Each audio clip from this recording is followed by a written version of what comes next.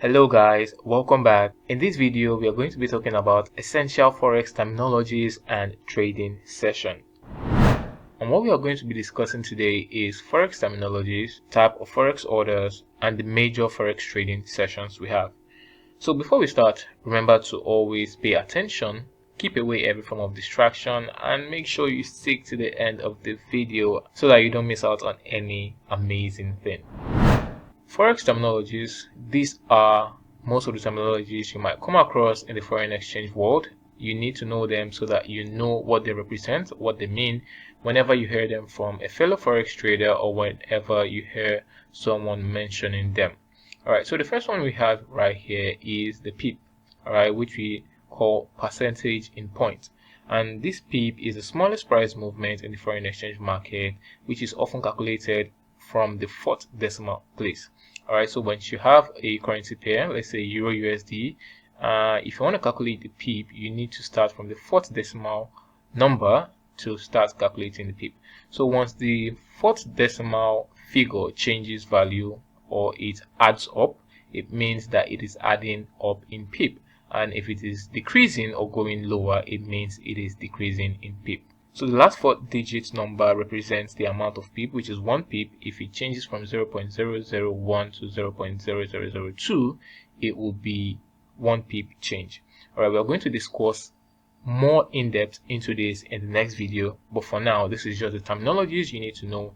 So when we are explaining how they look like in real time, you would be familiar with the names. The next we have is the lot size.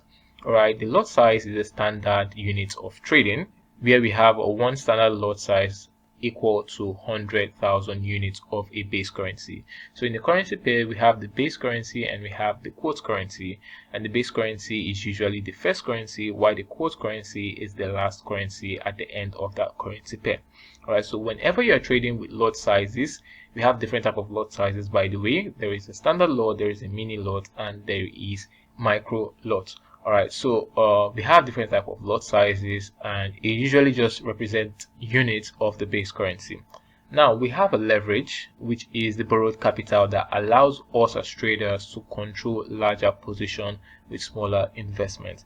Now, because of the nature of the foreign exchange market, we cannot buy as much as the institutions buy with their capital, all right, because we are retail traders. So we need leverage to be able to control larger positions like the institutions, and this is where leverage comes in. All right, so as a retail trader, you are always going to be leverage trading, which means borrowing leverage from your brokerage firm that will allow you, control larger position with the small investment you actually deposit into your brokerage firm. The next one we have is the margin. Alright, and a margin is the amount of money that is required to open a leveraged position. Moving on, we have what we call the spread, which is the difference between the bid price and the ask price. Alright, and the bid price is actually the price at which the market is willing to buy a currency pair, and the ask price is actually the price at which the market is willing to sell a currency pair. We also have what we call stop loss, or most popularly known as SL, which is an order to automatically close any trade when a certain loss level is reached. Alright, so this protects you against incurring larger losses on your position, and it is always an automatic order, alright, that you set beforehand. We also have the take profit, which is also an automatic order to close a trade when a certain profit target is reached. Right, so it just works the same way the stop loss work, but in reverse.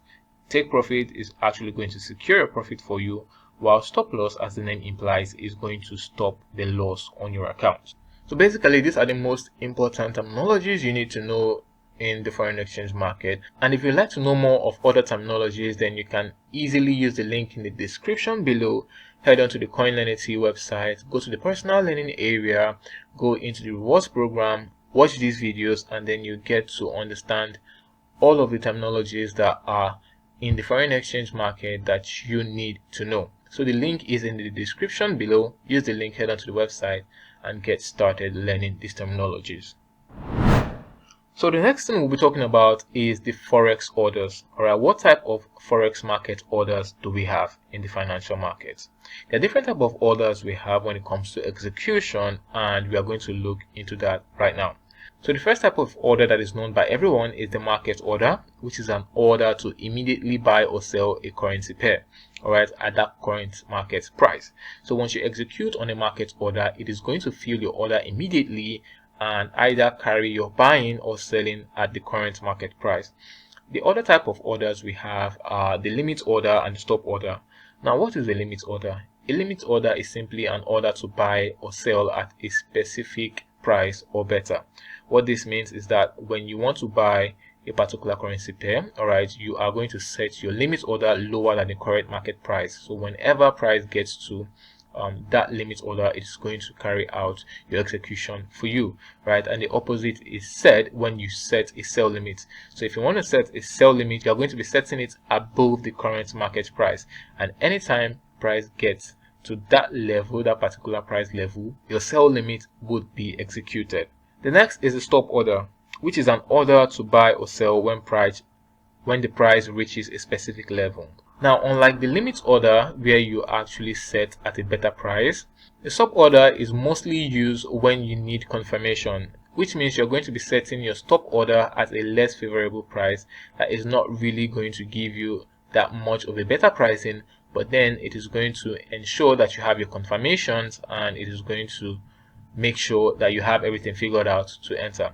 Say if you are waiting for price to break out of a particular level but you've not seen that and you need price to break out of that level, then you can actually use a stop order to execute. Alright, so you place your stop order, your buy stop order above the current market price, and once you see that breakout, which confirms the type of structure you want to see on the chart, then you would have your order executed. And the opposite is said for the sell stop, which you would normally set below the current market price, so that whenever price breaks below, alright, it is going to tag you into the market.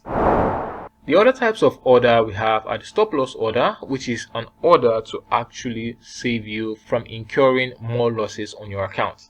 We've already discussed this when we were looking at the terminologies. So the stop loss order is actually an automatic order to limit your losses, while the take profit order is an order to automatically close your positions when a specific profit level is reached. Now, the trailing stop order is actually a form of stop loss order, but is a dynamic form. It is a dynamic stop loss order that moves with the market price to lock in your profits while limiting your loss. So once you set a trailing stop order, it is going to be moving at a particular pip which you have previously set, so that once the current market price is moving higher or lower, your trailing stop order is also going to be moving alongside the market price. And last but not the least, we also have pending order, which is just a general name for any order that is not a market order.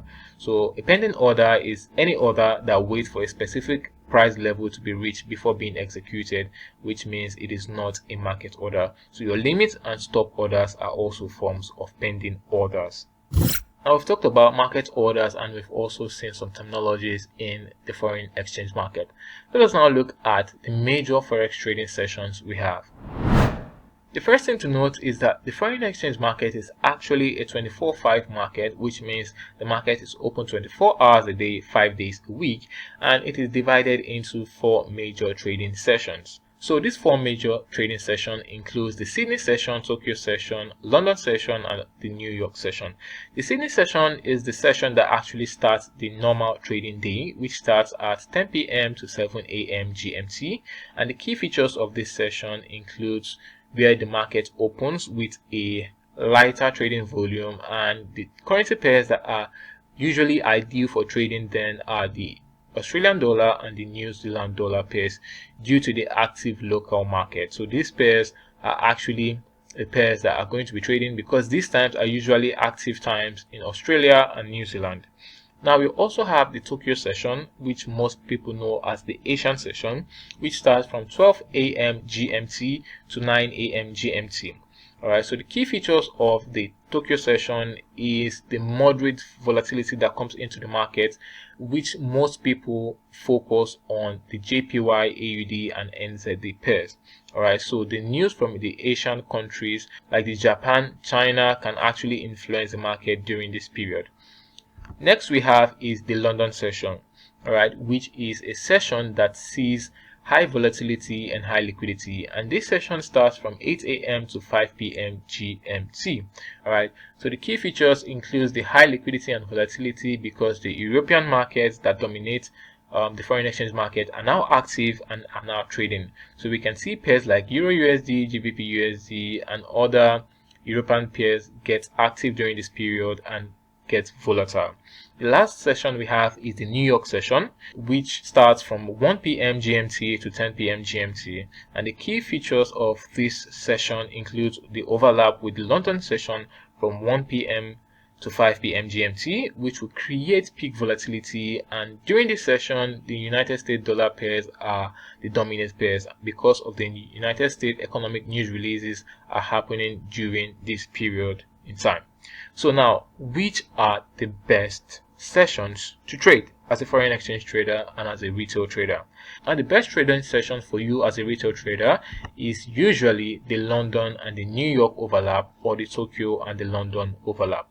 Basically, you always want to focus on the London and the New York overlap because this is where the highest volatility in the foreign exchange market comes in. And the time for this session overlap is usually from 1 p.m. to 5 p.m. GMT. Right, this is the most active trading session which sees the highest volatility and the highest liquidity come into the market. Alright, so the next session you can actually choose to trade is the Tokyo and the London session overlap, or the Asian and the London session overlap, which starts from 7 a.m. to 8 a.m. GMT. Alright, this is not as active as the London New York overlap, but it can still offer you opportunities. So you can see pairs like Euro JPY, GBP JPY, trade and see some volatility and give you good opportunities to trade with. Alright, so the times that are used in this particular teaching is the Greenwich Meridian time. So if this is not in line with your local time, you need to just know how to add or subtract your local time from the Greenwich Meridian time, which would give you the time in your local time. For example, if you're in Nigeria, which I am, you can actually convert this by just adding +1 to each of these figures, and they will give you the appropriate times in the West African time. To learn more about more trading terminologies and even the trading sessions and how to make best use of them, you can head on to our website by using the link in the description below. Go into the rewards section, watch the educational videos that have been embedded in the rewards section, and this will help you understand more about all of this. And do not forget that these are educative videos which are going to level up your understanding about the foreign exchange market, and you can also get rewarded by watching these videos. So use the link in the description right now, head on to the website, keep learning and keep earning. And do not forget, if you are interested in any of the courses, you can always head on to the course section and you can purchase any course from the signature courses section. And with these guys, we've come to the end of this video. In our next video, we are going to be looking at Forex charts and basic analysis. Please do well to give this video a thumbs up and make sure you subscribe to stay tuned for the next video. Learn and earn with CoinLearnity. Ready to boost your knowledge and get rewarded? With CoinLearnity, every minute you spend learning turns into real rewards. Here's how it works. 1. Sign up or log in to your account. 2. Head over to the Rewards tab in your personal learning area. 3. Watch our free video tutorials and earn CoinLearnity tokens for every minute you spend learning. The more you watch, the more tokens you collect, and those tokens can be redeemed for amazing rewards like gift vouchers, trading bonuses, cash rewards, and more. Don't miss out. Start your learning journey with CoinLearnity today and make every lesson count.